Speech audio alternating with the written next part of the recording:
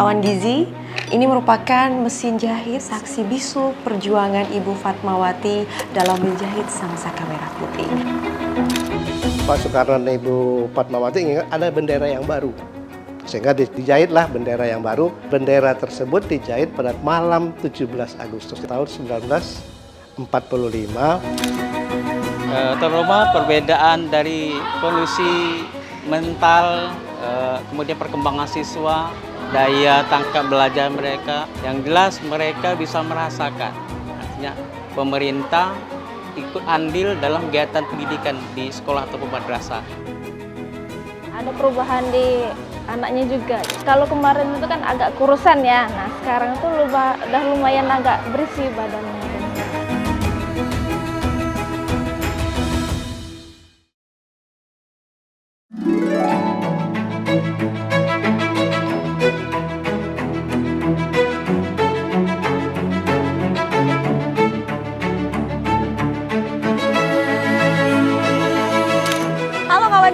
Selamat datang di Kota Bengkulu. Saat ini saya sedang berada di salah satu ikon Kota Bengkulu, yaitu Bundaran Fatmawati.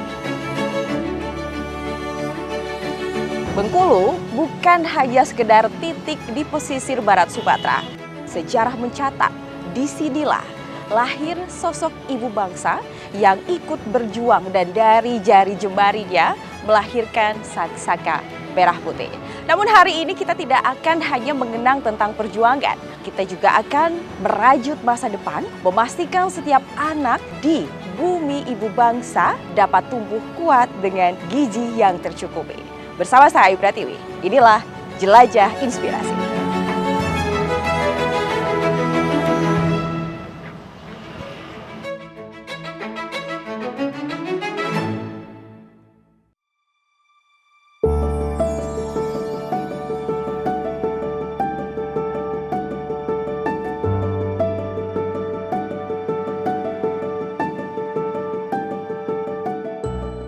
Berada di pesisir barat Pulau Sumatera, Bengkulu berdiri menghadap langsung ke luasnya Samudra Hindia.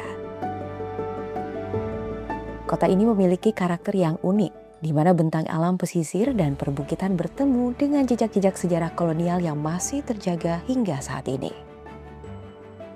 Dikenal sebagai bumi Rafflesia, Bengkulu bukan sekedar pusat pemerintahan provinsi.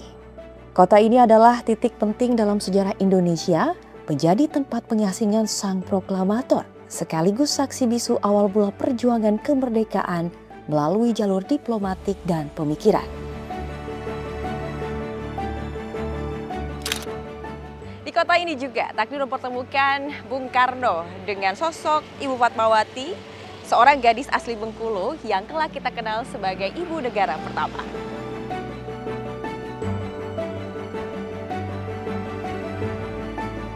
Di tengah ketegangan persiapan proklamasi Agustus 1945, ada sebuah pengabdian yang sunyi namun sangat menentukan. Ibu Fatmawati melakukan tugas yang kelak menjadi identitas tertinggi bangsa ini. Kawan Gizi, ini merupakan mesin jahit sebagai saksi bisu perjuangan Ibu Fatmawati dalam menjahit sangsaka merah putih. Dan kita tahu, sangsaka merah putih dikibarkan pada 17 Agustus 1945 di Jakarta.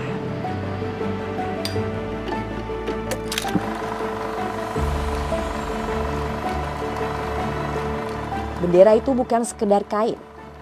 Ketika sangsaka akhirnya berkibar untuk pertama kalinya pada 17 Agustus 1945, dunia pun tahu sebuah bangsa baru telah dilahirkan.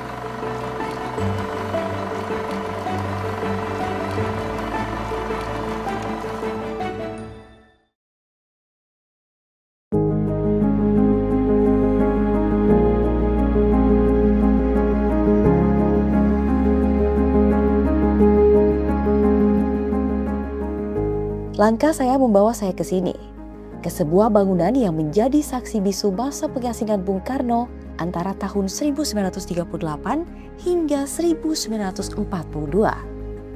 Di rumah inilah, di tengah sunyinya Bengkulu kala itu, gagasan-gagasan besar tentang Indonesia yang merdeka terus dirawat dan dimatangkan.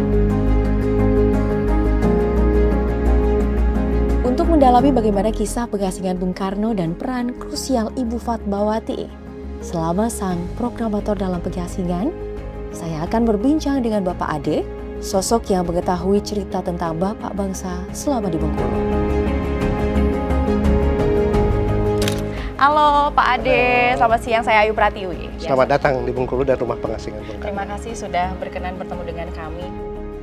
Memang ini sangat menarik ya sebenarnya, mengapa rumah ini dipilih oleh Soekarno untuk rumah kediamannya. Memang ini adalah rumah pilihan sebenarnya, bukan yang ditentukan oleh Belanda ketika dia di Bengkulu. Jadi Soekarno pernah keliling-keliling dan mencari, oh di sini ada yang tepat, makanya diputuskanlah di sini. Bagaimana kalau kita sambil berkeliling, Bapak? Saya ingin tahu ada apa saja yang menarik di rumah ini. Oh iya, terima kasih. Mari.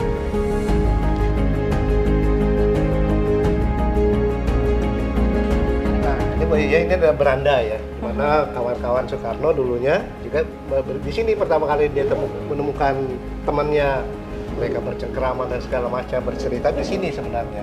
Nah, ini sini juga yang sering digunakan oleh Soekarno waktu itu untuk menerima tamu, ada tamu-tamu penting seperti tamu yang dari Sumatera Selatan ya di sini, menerima tamu dari Konsul Muhammadiyah juga di sini. Berarti memang ruangan ini menjadi saksi bisu ya Pak ya untuk pertukaran ide-ide dari Bung Karno dan para tamunya di sini. Dan mereka biasanya ketika ke sini itu bercerita tentang kemerdekaan Indonesia, mau dibawa kemana Indonesia, bagaimana nation kita ke depannya. Mari kita lihat ke ruang kerjanya. Baik, ini ruangan kerja. Ini ruang Oh kerjanya. iya. Nah, dulu ada meja di sini, ada kursi di sini. Nah ini yang saya koleksi bacaannya Soekarno. Dan ini salah satu buku-buku juga dibawa dari ND. Oh iya. Jadi koper-koper buku dibawa dari ND, dibawa lagi ke Bengkulu ini. Ini menjelaskan bahwa memang Soekarno membutuhkan buku-buku itu. Nah, sehingga semua yang berkaitan dengan ide-ide dan segala macam perkembangan dunia, ya Soekarno belajar dari sini untuk dia kembangkan di Bengkulu ini. Belanda berupaya membatasi ruang gerak beliau. Namun, Soekarno justru memperluas pengaruhnya melalui jalur sosial dan budaya. Nah, saya juga mendengar bahwa selama pengasingan di sini, Bung Karno juga membentuk salah satu seperti orkestra mungkin atau apa Pak itu namanya Pak? Yang dia bentuk adalah sandiwara, kelompok sandiwara ya Tonel Monte Carlo. Apakah di rumah ini ada Pak peninggalan-peninggalan pada masa orkestra itu? Oh ada. Oh ada? Ada. Oke. Nah, bahkan di sini juga dulu tempat orang-orang latihan. Jadi anak-anak latihan itu adalah di sini di rumah di bagian belakang. Oh bisa kita tunjukkan Ya, Pak. bisa. Baik, ini Juga menarik selain sekali. itu juga ada bukti lain yaitu pakaian. Oke. Nah pakaian-pakaian itu juga didesain oleh Soekarno sendiri dan ditindaklanjuti oleh Ibu Inggit. Nah seperti ini ya. Berarti ini pakaian ya? Iya, ini salah satu ya. Wow. Ngomong-ngomong tentang Ibu Fatmawati, Pak. Sebenarnya kisah pertemuan dari Bung Karno dan Fatmawati itu seperti apa? Karena kan kita juga mendengar bahwa ternyata pertemuannya terjadi di Bengkulu begitu, Pak. Ya, Fatmawati itu teman baik dari anak angkat daripada Soekarno yang namanya Ratna Juami. Nah, kita tahu bahwa mainnya di sini Fatmawati di rumah-rumah ini, iya, dengan Ratna Juami itu. Oh, saya Nah, kamar Ratna Juami kan di sini. Ini kamar siapa, Pak, Ma? Ratna Juami, anak angkatnya Soekarno tadi. Ini anak-anak di sini. Ya Pak, kita tahu bahwa Ibu Fatmawati ini merupakan sosok ibu bangsa yang menjahit bendera merah putih. Nah, saya ingin tahu, menjahitnya di rumah ini berarti Pak? Bendera tersebut dijahit pada tahun 1945 malam 17 Agustus. Jadi tanggal 16 Agustus 1945 baru dijahit. Nah, di mana jahitnya? Itu di Jakarta. Kondisi itulah yang memaksa menjahit bendera baru. Karena nggak mungkin lah kita akan merdeka, bendera yang baru tidak ada. Nah, memang benderanya sudah ada disiapkan, tapi Pak Soekarno dan Ibu Fatmawati ingin ada bendera yang baru. Sehingga dijahitlah bendera yang baru pada malam itu. Jadi malam 17 Agustus 1945. Baik, memang kalau kita ingin menjadi sesuatu yang besar, perlu banyak pengorbanan, tentunya jangan melupakan sejarah ya Pak. Sejarah. Terima kasih Pak Ade atas waktunya, saya Sudah, harap yuk. Bapak sehat selalu dan sampai bertemu Terima kembali. kasih, sampai ketemu lagi di lain waktu. Semoga ini bermanfaat bagi kita semua. Amin.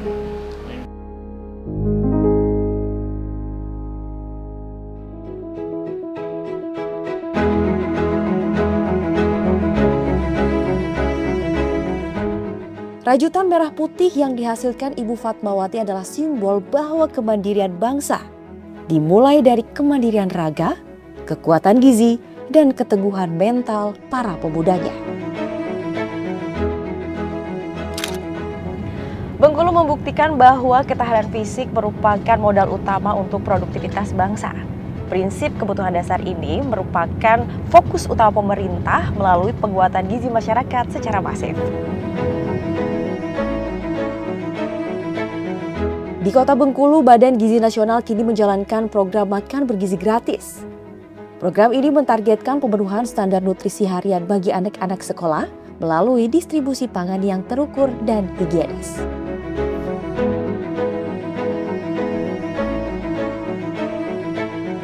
Setiap paket makanan yang tiba langsung diverifikasi. Prosedur serah terima dilakukan secara sistematis untuk memastikan jumlah dan kondisi kemasan dalam keadaan sempurna.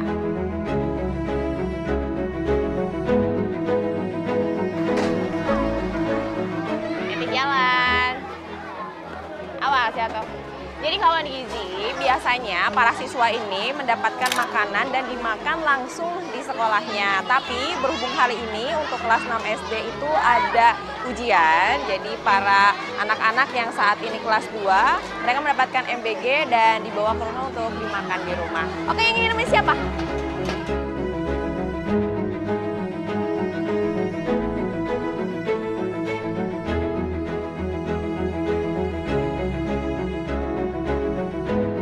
MI Al-Islam Kota Bengkulu berdiri tahun 1985 dan saya sudah berusia 36 tahun, alhamdulillah berdiri baik. Berarti Bapak juga pasti tahu terkait adanya perbedaan yang dirasakan sebelum adanya program makan bergizi gratis dengan setelah adanya program makan bergizi gratis. Perbedaan apa Pak yang dirasakan? Terutama perbedaan dari kondisi mental, kemudian perkembangan siswa, daya tangkap belajar mereka, yang jelas mereka bisa merasakan. Artinya pemerintah ikut andil dalam kegiatan pendidikan di sekolah ataupun madrasah. Nah, untuk itu harapan dari wali murid juga ke depannya bisa ditingkatkan lagi lebih baik lagi. Di dalam ruang kelas, antusiasme tidak bisa disembunyikan. Bagi anak-anak ini, kehadiran makan bergizi gratis bukan sekedar rutinitas harian, melainkan momentum yang dinanti. Sebuah dukungan nyata yang memberikan energi tambahan untuk konsentrasi belajar mereka.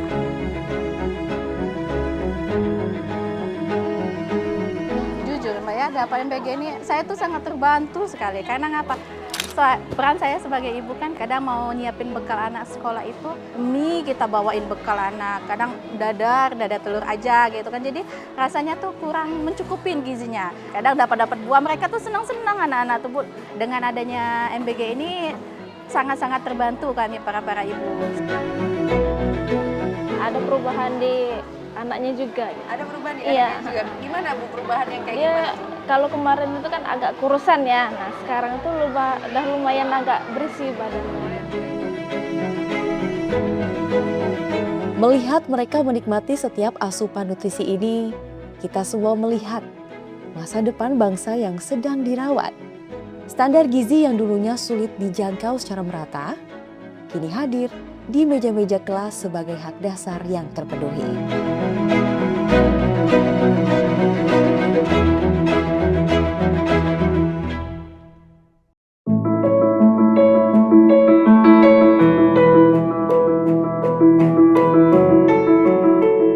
Dari dapur ini, ribuan paket makanan bergizi siap didistribusikan tepat waktu ke sekolah-sekolah di wilayah pelayanan.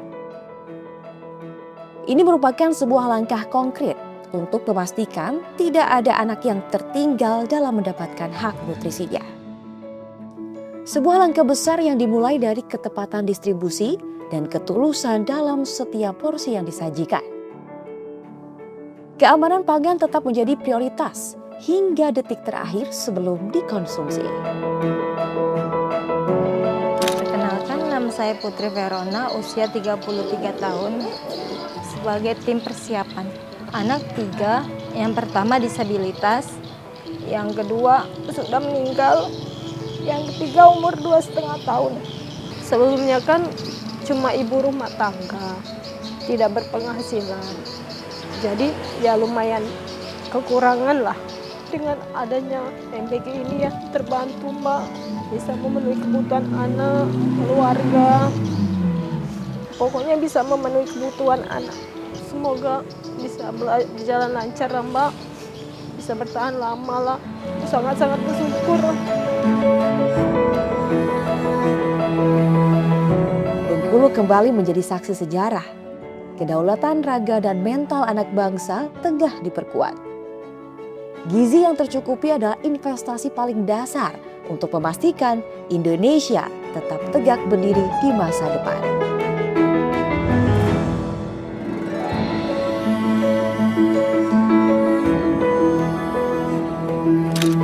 Kawan Gizi, program makan bergizi gratis yang telah kita saksikan implementasinya hari ini merupakan modal utama dan juga langkah teknis untuk menjaga kualitas generasi muda Indonesia. Karena kemerdekaan yang telah ditinggalkan oleh para pendahulu kita hanya mampu kita jaga dengan raga yang sehat dan mental yang kuat. Saya Ayu Pratiwi mengucapkan terima kasih telah menyaksikan Jelajah Inspirasi episode Kota Bengkulu. Dan sampai jumpa di episode berikutnya.